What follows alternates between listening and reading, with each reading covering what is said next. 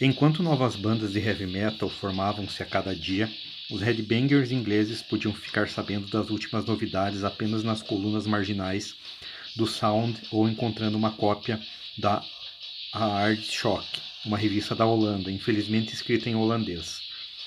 Após os Monsters of Rock, editores ingleses dedicarem sessões maiores à nova energia heavy metal em língua inglesa.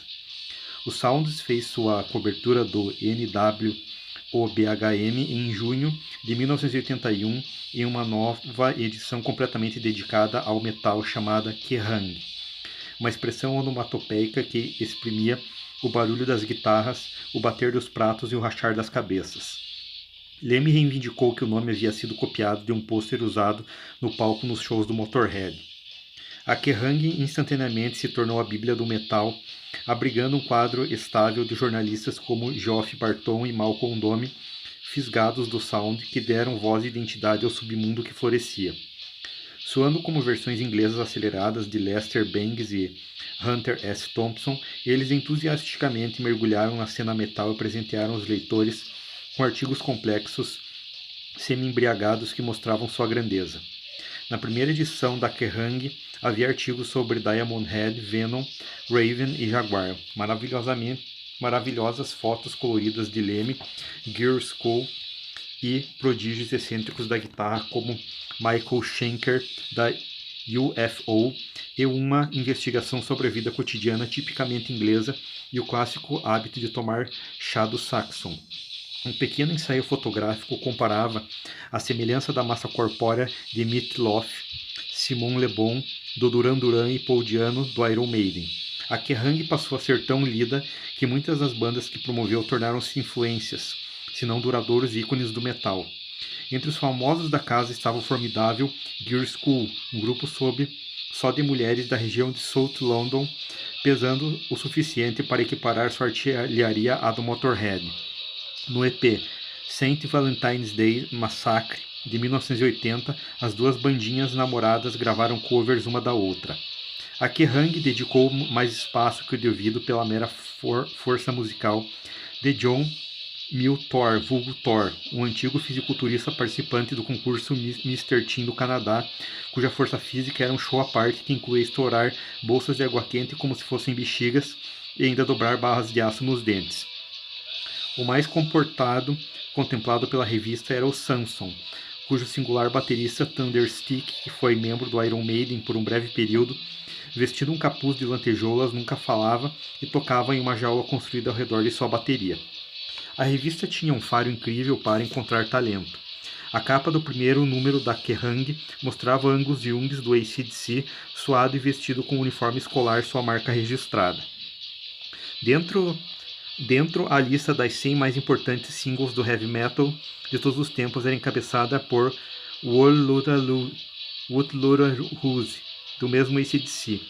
Apesar de não ser uma banda exclusivamente inglesa, seus integrantes mudaram-se para o país apenas em 1976, saídos de uma antiga colônia penal da Austrália. A chave de força, literalmente, era um denominador comum para o NWOBHM. Sobreviveu às duras provações na Austrália do mesmo modo que o Black Sabbath havia treinado nos clubes de blues de Hamburgo, na Alemanha. Chegaram ao ponto em que o AC/DC era chamado para 3 shows por dia, escolas à tarde, bares à noite e clubes gay durante a madrugada.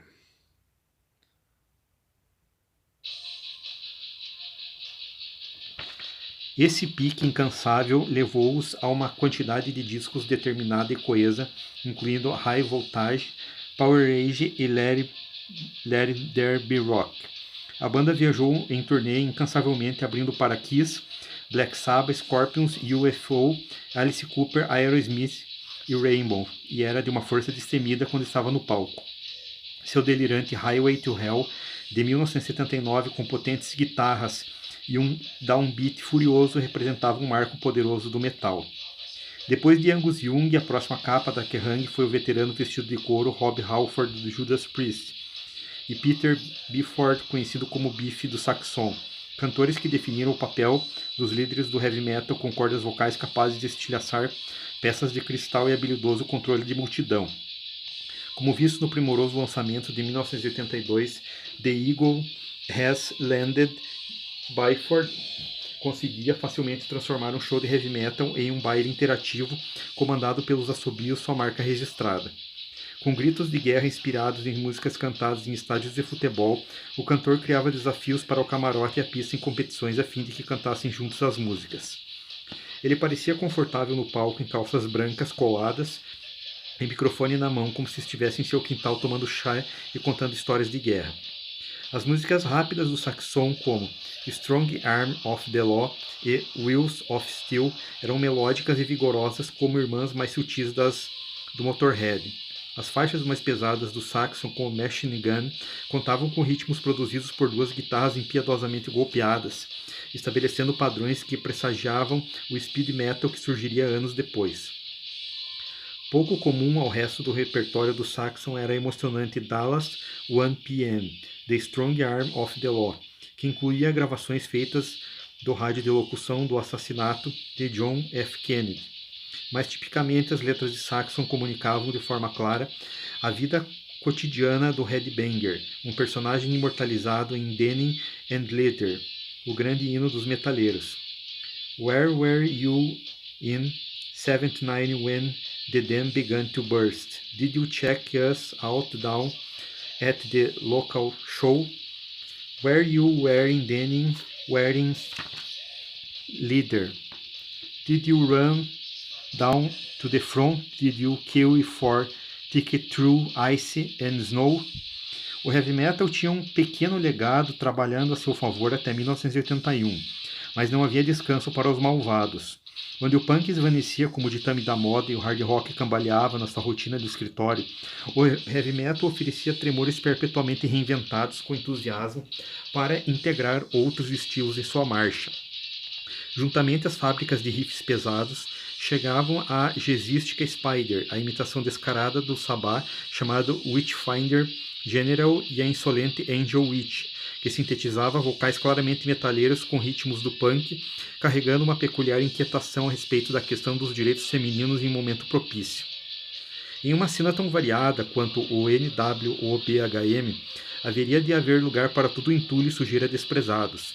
Era assim com o Venom, queridinhos da Kerrang, que alimentava apetites mais agressivos com o satanismo militante e a seguinte filosofia: eles querem maldade, nós vamos dar mais maldade do que eles querem. O Venom, em débito com o Kiss pela inspiração e com o imperador romano Calígula pelos hábitos, tocava uma combinação rápida e distorcida pelo puro prazer da velocidade, depois respingava um imaginário de ocultismo para espantar os críticos. Seu disco de estreia, Welcome to Hell, de 1981, e o sucessor Black Metal, de 1982, tinham capas incrustadas de pentagramas dourados e prateados, cabeças de bodes e muita baboseira satânica. O baixista e vocalista Conrad Land, codinome Cronos, o guitarrista Jeff Dunn, codinome Mantas, e o baterista Tony Bray, codinome Abaddon, apareciam segurando armas e faziam com olhares maliciosos de demônios recém-nascidos o Motorhead parecer civilizado e os Sex Pistols uma turma de meninos legais. Apesar da inconcebível na época, o Venom viria a ser uma das bandas mais influentes do NWOBHM. Sua comicidade malvada era rotineiramente desdenhada por jornalistas e colegas músicos, mas os fãs ficavam fascinados. O Venom não conseguia manter o tempo da música, suas mixagens eram saturadas de reverb e distorção para esconder sua deficiência. Músicas como Poison e Like Live an Angel, Die Like a Evil dissolviam-se em um enorme barulho quando chegando ao fim. Em outras palavras, o Venom foi uma revelação brilhante que mandou o rock enfiar todo o seu preciosismo no rabo, para substituí-lo por um vórtex caótico e eletrizante. Como disse Cronos sobre o álbum The Seven Gates of Hell, a desordem começou numa estranha capela inglesa. Costumávamos ensaiar na igreja metodista em Newcastle, alugada por 5 libras aos sábados, e toda vez Abaddon levava consigo fogos de artifício e os detonava durante os ensaios. Nós estávamos ensaiando enquanto ele tacava fogo nessas merdas. Uma vez um vizinho chamou a porra do corpo de bombeiros por causa dos grandes nuvens de fumaça vermelha que saíam da igreja. Era o lugar perfeito, e acho que a atmosfera era ótima para se escrever músicas de amor a Satã. Existia uma rixa não muito amigável entre o Venom e seus vizinhos de Newcastle e colegas de selo, o Raven. Nós não gostamos do Raven, vociferava o baterista Abaddon. O negócio é que nós não fazíamos as coisas do jeito mais difícil. Primeiro, a banda tinha de passar 20 anos tocando de bar em bar até ter uma oportunidade. Nós éramos realmente sacaneados pela Nitty Records. A gente dava uma grana violenta para eles, mas era tudo usado para promover Raven e Tigers of Pentang. Nós gostamos deles como banda, mas de algum modo deu tudo errado. Tratado como uma piada pela galera, o Venom resistia à condescendência com arrogância, abrindo uma divisão entre o altivo heavy metal tradicional e os profanos black metal nascidos vários anos depois dos berros do Venom. Conforme a cultura heavy metal se estabelecia rapidamente na Inglaterra, o novo objetivo comum era a conquista de uma centena de cidades do tamanho de Londres. Depois da corrida de gravações em 1980, Judas Priest, Iron Maiden, Def Leppard e Motorhead entraram na intensa rotina de turnês internacionais. Veteranos do NWOBHM contrataram um caminhão e dirigiram-se ao sul, chegando na Europa pela Bélgica trazendo músicas nunca antes vistas para um público pronto para o deleite. Era um choque cultural de verdade, lembra John Gallagher. Nós tínhamos ido apenas à Espanha quando meninos. Era incrível, as pessoas iam à loucura. Eles destruíam uma divisória, essas coisas comuns em refeitórios de escola de um clube de Milão. Depois do show, eu via gente pedindo autógrafos e mulheres se oferecendo para fazer certas coisas. Isso nunca havia nos acontecido antes, nós adorando aquilo. A difusão internacional da Kerrang guiou levas de estrangeiros em direção à Inglaterra, cada um deles adicionando refinamentos individuais formas do NWOBHM. A banda alemã Accept tocava para o crescente mercado de metal com uma abordagem derivativa que favorecia ritmos ligeiros e esmagadores. De modo parecido, a japonesa Loudness, as nova-iorquinas Riot, Manowar e a canadense Anvil desvelavam riffs mais densos e figurinos mais elegantes do que as obviamente consideradas britânicas Split Beaver e Beat Sim. Ao mesmo tempo, os headbangers londrinos sentiam-se abandonados com Def Leppard, cada vez mais americanizados, e iam em busca dos importados nas prateleiras. Sobreviver ao NWOBHM requeria que a banda tivesse persistência e sorte para combinar a habilidade musical a calças apertadas. Existiam bandas de segunda e terceira classes tentando pegar o bonde andando, diz John Gallagher, do Raven, a falar de tipos como Brooklyn, Crucifixion, Fist e Titan. Todas as bandas eram diferentes, coisa que não se vê sempre, não era homogeneizado. Como de costume, uma ou outra tinha contatos, ou um visual legal, ou encontravam as pessoas certas. Muitas outras ficavam pelo caminho. Tivemos muita sorte e tentamos tudo para que se interessassem por nós. A perda mais sentida do NWOBHM foi o Diamond Head. Seu marcante Lightning to Nations foi gravado em 1980 e lançado com uma capa branca lisa, decorada apenas com as assinaturas dos 4 membros da banda. As músicas também eram simples e modernas, comidas por um peso veloz e ascético que fugia dos becos escuros do Iron Maiden para os reluzentes arranha-céus e lojas da Nova Inglaterra por vir. Mesmo que tenham ajudado a definir o NWOBHM com seus poderosos acordes e otimismo, tornaram-se observadores desencarnados sua própria carreira condenada. O Diamond Head lembrava um fantasma etéreo, amaldiçoado pelas comparações com Led Zeppelin e incapaz de descobrir a salvação. Contudo, dentro dos cômodos inacabados dos terrenos da Diamond Head, muitos mais jovens imaginavam a presença do metal para além das Priest e Iron Maiden. Os ávidos seguidores do Diamond Head, o Metallica, gravaram mais tarde 4 covers das 7 músicas de Lightning to the Nations, assim como de outras bandas da cena como Savage, Holocaust, Sweet Savage e Blitzkrieg. Dave Mustaine fez parte da Metallica por 14 meses cruciais antes de fundar o Megadeth. Conta: eu continuava curtindo muito Diamond Head. Eu saía para beber com o guitarrista do Metallica, James Hetfield, e nós ficávamos ouvindo Venom, Motorhead, Raven, Tank, Merciful Fate, Diamond Head, Angel Witfinder, Genial e coisas desse tipo. Todavia, o sucesso internacional exigia que as bandas tomassem as rédeas de seu próprio destino.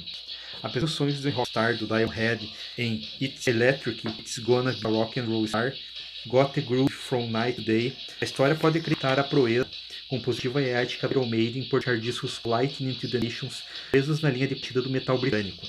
O Iron Maiden cristalizava amplamente o potencial criativo do NWOBHM, sintetizando a imagem boa com o conceito de lírico e uma dupla de guitarras altamente evoluída em termos musicais, e entregava igualmente sua sábia visão para superar quaisquer obstáculos. O apavorante segundo álbum do Iron Maiden, Killers, entrou na parada da Billboard dos Estados Unidos na 60ª posição e vendeu 200 milhões de cópias em 81.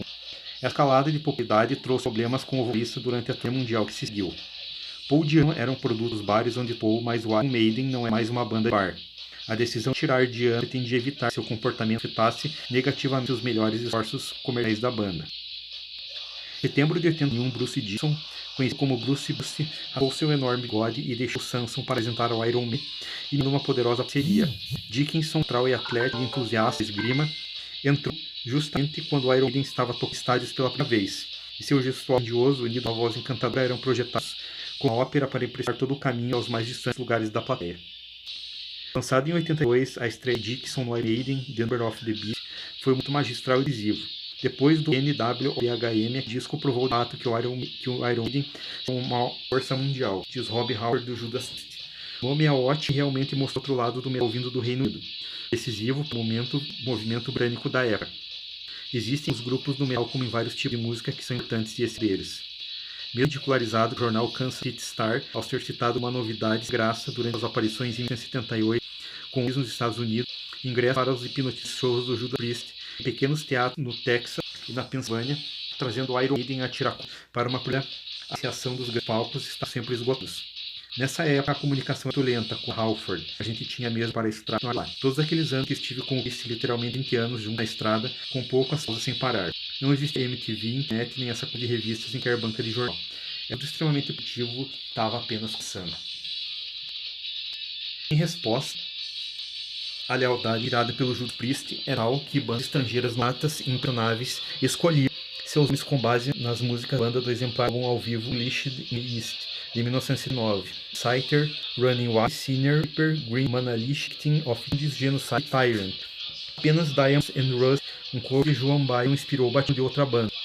Por essa linha de bandas e cenas de outras, ainda sem nome, os 10 primeiros anos do heavy metal estavam apenas no começo.